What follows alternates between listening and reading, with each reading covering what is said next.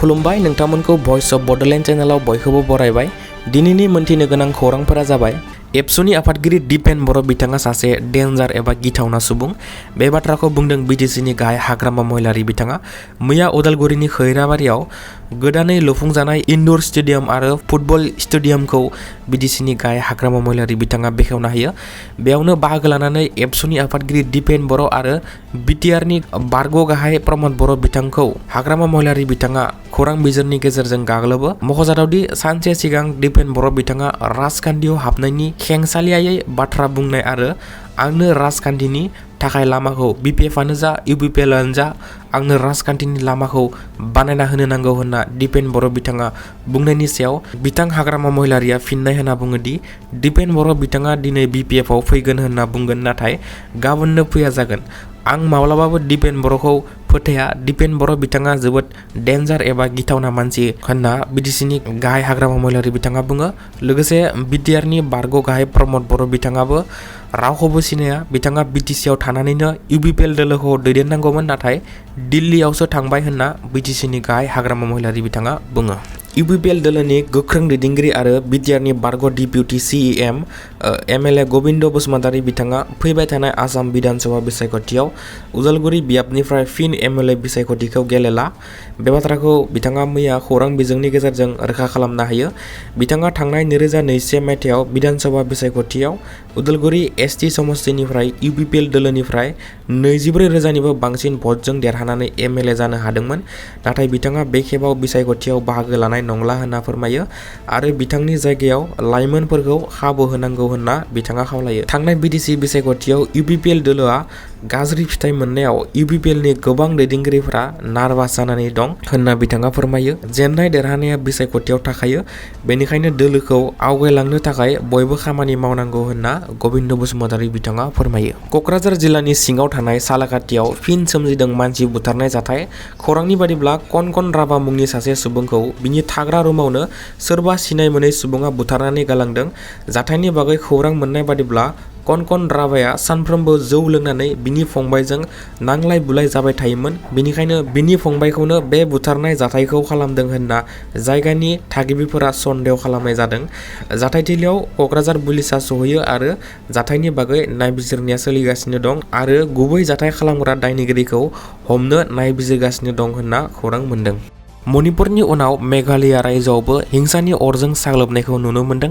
मेघालया रायजोनि वेस्ट गार' हिल्स जिल्लायाव ट्राइबेल आरो ट्राइबेल नङै सुबुंफोरनि गेजेराव जानाय हिंसायाव दासिम पुलिसनि गुलिजों 2 सुबुंनि जिउ खहा जानो गोनां जाबाय, जायनि जाहोनाव मेघालया रायजोआव साननैनि थाखाय कार्फ्यु लगायना होनांगौ जादों आरो साननैनि थाखाय आरो बबेबा एरियायाव सानथामनि थाखाय इन्टारनेट सुबिदाखौ बन्द खालामना होनो गोनां जादों। जाथाया बोरै जाखो बुङोब्ला मेघालया रायजोआवबो जोंनि बर'फोरनि बादि जेरै बड'लेण्ड टेरिटरियेल काउन्सिल एबा BTCखौ भारत सरकारा दानानै होदों, थिग बेबायदिनो गार' हारिनि थाखायबो भारत सरकारा 6 सिडुलनि सिङाव दानानै होनाय गार' हिल्स अट'नमास डिस्ट्रिक्ट काउन्सिल एबा GHADC दानानै होनाय दं।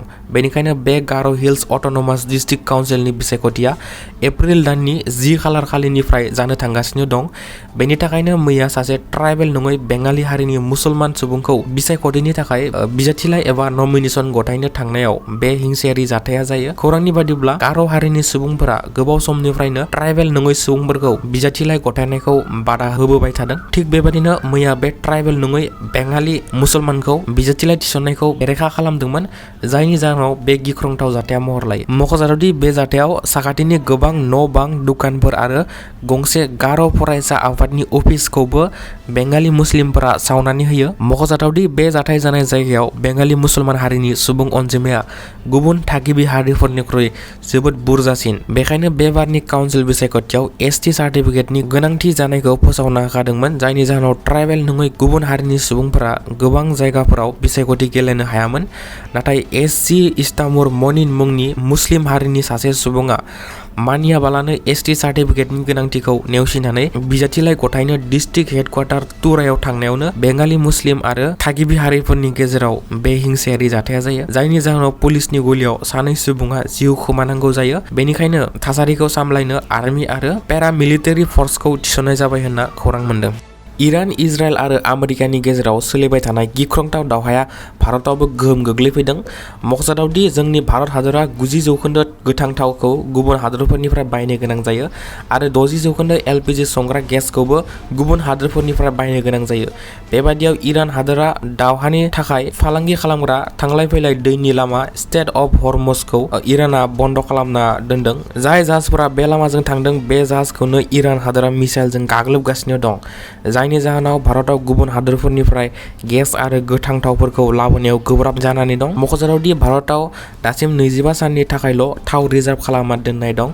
जुदि 25 साननि उनाव भारताव थाव लाबोनो हायाब्ला भारताव थाव आरो गेसनि आंखाल नुजाथिगोन आरो थाव आरो गेसनि बेसेना अख्रां मोनहैनो हागौ। बेनि अनगायैबो भारतनि गुबुन गुबुन रायजो जेरै पान्जाब रायजोनि जालान्धार ओनसोलनि गोबां पेट्रल पाम्पफोराव पेट्रल जोबनायखौ खौरां मोन्दों आरो उत्तर प्रदेशनि गाजियाबाद नयडायावबो गोबां पेट्रल पाम्पफोराव पेट्रल जोबनायनि खौरां सफैदों आरो इउपिनि गोबां पेट्रल पाम्पफोराव पेट्रल जोबनायनि खौरां मोननानै गोबां सुबुंफ्रा गावबा गावनि गारिफोराव टेंकि फुल खालामनो थाखाय पेट्रल पाम्पफोराव होंगो दोंगो जानायखौ नुनो मोन्दों आरो LPG गेसनि सायावबो गोबां रायजोफोराव कमार्शियेल गेस एबा फालांगियारि गेस साप्लाइखौ बन्द खालामना होनाय जादों। कमार्शियेल गेसनि साप्लाइ बन्द जानायाव गोबां हटेल रेस्टुरेन्ट्स बायदि गोबां फालांगियाव गोहोम गोग्लैनायखौ नुनो मोन्दों।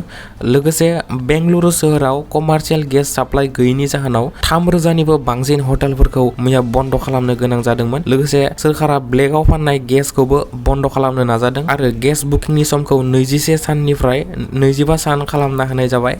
बेनि ओंथिया जाबाय एबारनिफ्राय गंसे गेस बुक खालामखांनायनि 25 साननि उनावसो फिन गेस बुक खालामनो हासिगोन। हाग्रामा महिलारी बिथांनि बिसि शिवली महिलारी बिथांखौ क'क्राझार बिधानसभा बियाबनिफ्राय सिम्बोरगाव आरो सरलपारा ओनसोलनि लाइमोनफोरा BPF दोलोनिफ्राय शिवली महिलारी बिथांनो टिकेट होजानो लाइमोनफोरा लुबैनायखौ फोरमायदों।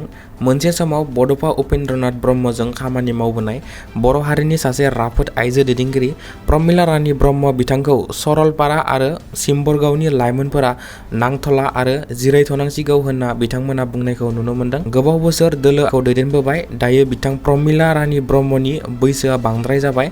बेखायनो बिथाङा जिरायथ'नांसिगौ होनना सरलपारा आरो सिम्बोरगावनि लाइमोनफोरा बुङो आरो शिवली महिलारी बिथांनो BPFनिफ्राय क'क्राझार बिधानसभा बियाबनिफ्राय टिकेट होनांगौ होनना सिम्बोरगाव आरो सरलपारानि लाइमोनफोरा फोरमायो। नाथाय साननो गोनां बाथ्राया बेसोदि BTCनि गाहाय हाग्रामा महिलारी बिथाङा गोबाव समनिफ्रायनो मेल मिटिं बायदिफोराव आंनि बिसिया बिसायख'थि गेलेया आरो आं गेलेनो थिना होनना बुंबोगासिनो थानायखौ नुनो मोन्दों। भारतनि गासै आबादारिफोरनि थाखाय गोजोनथाव खौरां। PM किसाननि 22थि इनस्टलमेन्टनि रांखौ फैगौ 13 मार्च खालि भारतनि 9,32,00,000 आबादारिफोरा 22थि इनस्टलमेन्टनि रांखौ मोनसिगोन। फैगौ 13 मार्च खालि भारतनि गाहाय मन्त्रि नरेन्द्र मोदी बिथाङा आसामाव फैगोन आरो बिथाङा गुवाहाटीनिफ्राय रांखौ आबादारिफोरनि एकाउन्टसिम डिजिटेलि ट्रान्सफार खालामना हरनाय जागोन। बेनि थाखाय भारत सोरखारा 19,000 कोटी बाजेट थि खालामनाय जादों। बेनि अनगायैबो गाहाय मन्त्रि नरेन्द्र मोदी बिथाङा BTCआवबो दावबायफैगोन मानोना BTCनि मोन 15टा बिधानसभा सीटआ फैबाय थानाय आसाम बिधानसभा बिसायख'थिनि थाखाय जोबोद गोनांथार। बेनि अनगायै गाहाय मन्त्रि बिथाङा 14 मार्च खालि आसामनि सिलचराव 22,000 कोटी रांनि गुवाहाटी सिलचर हाई स्पीड एक्सप्रेसवेनि अन्थाइ खाम्फा गायसनगोन। बेनि अनगायै सिलचर फ्लाइअभारनिबो अन्थाइ खाम्फा गायसनगोन जायनि थाखाय गासै सिलचरखौ नो फ्लाइ जन आरो नो पार्किं जन खालामना होनाय जादों। जायनि जाहोनाव सिलचरनि साजों अख्रां जाहाजफोरखौ बन्द खालामजोबना होनाय जादों आरो लामाफोराव गारि पार्किं खालामनायखौबो बन्द खालामदों। बेनि उनाव गाहाय मन्त्रि नरेन्द्र मोदी बिथांनि साननै आसाम दावबायनायनि उनाव 15 मार्च खालि भारतनि नखर मन्त्रि अमित शाह बिथाङाबो आसामाव फैगोन आरो लाइमोनफोरखौ लोगो हमगोन। मख'जाथावदि बिसायख'थि सफैनायलाय आसामाव गिदिर गिदिर सुबुंफोरनि थांलाय फैलाया सोलिगासिनो। सासे रेपार मेथाइ खनगिरि बालेनसाया जानो थांगासिनो नेपाल हादोरनि गाहाय मन्त्रि। जेनजि सोमावसारनायनि उनाव नेपाल हादोराव बालेन्द्र शाह जायखौ बालेन मुङै सिनायनाय जायो बिथांनि पार्टिया गोबां मासि लानानै नेपाल बिसायख'थियाव देरहायो। दायो खौरां मोननाय बादिब्ला रेपार मेथाइ खनगिरि बालेनआ नेपालनि गाहाय मन्त्रि जानो थांगासिनो दं। नेपालाव जेनजि सोमावसारनायाव सा 70 लाइमोनफोरनि जिउ खहा जानो गोनां जादोंमोन जायनि जाहोनाव खनब्रै प्राइम मिनिस्टार जानाय केपि शर्मा ओलीआ रिजाइन खालामनो गोनां जादों। जादोंमोन। बिथां बालेना 5 नं झापा कन्स्टिट्युएन्सियाव केपि शर्मा ओलीखौ 50,000 भटजों फेजेनदोंमोन। बेनि उनावनो बिथां बालेना नेपालनि पीएम जानायनि लामायाव। बिथां बालेना भारतनि बेंगलुरुनिफ्राय इन्जिनियारिंबो खालामदोंमोन। बिथां बालेना 2022 मायथाइनि बिसायख'थियाव उदां बिजाथि गसंनानै काठमान्डुनि मेयर जादोंमोन। बेनिफ्रायनो बिथां रेपार बालेननि राजखान्थियाव ओंखारनाया जागायजेनदोंमोन। दायो बाथ्राया बेसोदि जानो गोनां गोदान नेपालनि प्राइम मिनिस्टार बालेन बिथाङा भारतजों बोरै सोमोन्दो लाखियो। मख'जाथावदि चाइनानिफ्राय गोबां रां लानानै केपि शर्मा ओलीआ भारत बेरेखा खामानि मावबोदोंमोन, नाथाय दायो बिथाङा गाज्रियै जेनबाय। मैया आसाम सोरखारा आसामनि गासै 40 लाख आइजोफोरनो अरुणोदय 3.0 स्किमनि गेजेरजों 9,000 राङै साफ्रोमबो आइजोफोरनि एकाउन्टआव डीबीटी एबा डाइरेक्ट बेनिफिट ट्रान्सफारनि गेजेरजों सानजौफुनि 10:30 बाजिसोआव रां सोना हरनाय जायो। बे फान्डखौ मैया गुवाहाटीनि ज्योति विष्णु कलाक्षेत्रआव गिबि मन्थ्रि बिथांनि नुजाथिनायाव राननानै हरनाय जायो। बेनि अनगायैबो गोबां गाव पन्चायत आरो बीटीसीनि VCDCफोराव जथुम्माफोरबो खुंनाय जादोंमोन। मख'जाथावदि बे स्किमनि थाखाय आसाम सोरखारा गासै 3,800 कौटि रांनि बाजेट थि खालामनाय जादोंमोन आरो थांनाय 8 मार्च खालि गिबि मन्थ्रि बिथाङा फेसबुक लाइभनि गेजेरजों 10 मार्च खालि 9,000 अरुणोदय 3.0 नि रांखौ होनो फोसावदोंमोन। आसाम बिधानसभा बिसायख'थिया खाथिनिफ्राय खाथि सफैगासिनो आरो BJP दोलोखौ गोख्रोंनिफ्राय गोख्रों खालामनो नाजानायखौ नुनो मोनगासिनो।